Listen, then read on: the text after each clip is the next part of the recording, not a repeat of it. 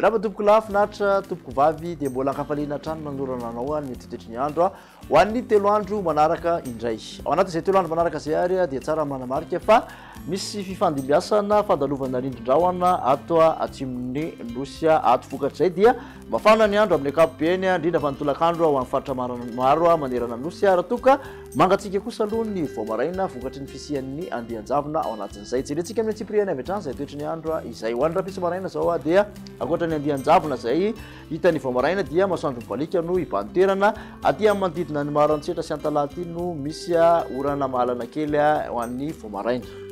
Mahakasika ny tolakandro ho an'izay toetry ny andro rahampitso izay hatrany dia mbola mibantoerana aloha ny masoandro amin'ny ankapobeny ny orana miatoato no tazana aty amin'ny Ambadisosy Antala aty. Ankoatr'izay zany dia mafana ny andro. Tombatombana ho an'ny maripana ho an'ny rahampitso ary dia manodidina ny 2 ka hatramin'ny 4 degré Celsius ny mafana indrindra aty amin'ny faritra afovoantany 5 ka hatramin'ny 20 motsiraka atsinanana 3 ka hatramin'ny 30 kosa aty amin'ny motsiraka andrefan'ny nosy aty. Any andrefana no mafana indrindra dia tafakatra hatramin'ny 4 zany aty amin'ny Maintirano sy aty amin'ny Morondava aty raha toka ny atitany tafakatra hatramin'ny 30 degré Celsius.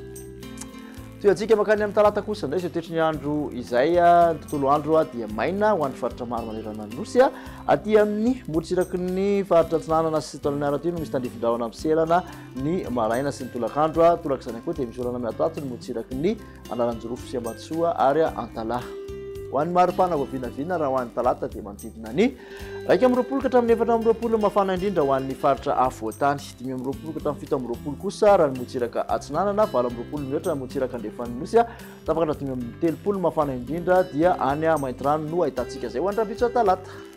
Amarantsika ny toetry ny andro ary ho an'ny alarobia mbola mitohy hatrany ny hafanana amin'ny ankapobeny fa tsy ho drivotra malefaka no andrafitra ny mety toetry ny andro ho an'ny motsiraka atsinanana dia tanatandrifin-drahona aty amin'ny motsiraky ny faritra Vadivavy sy Fitovinany atsimo atsinanana ary ihany koa tapany avaratry ny faritra atsinanana mazony Anaranjorofo sy Ambatosy Antala. Ny ankoatr'izay dia hibalika ny masoandro.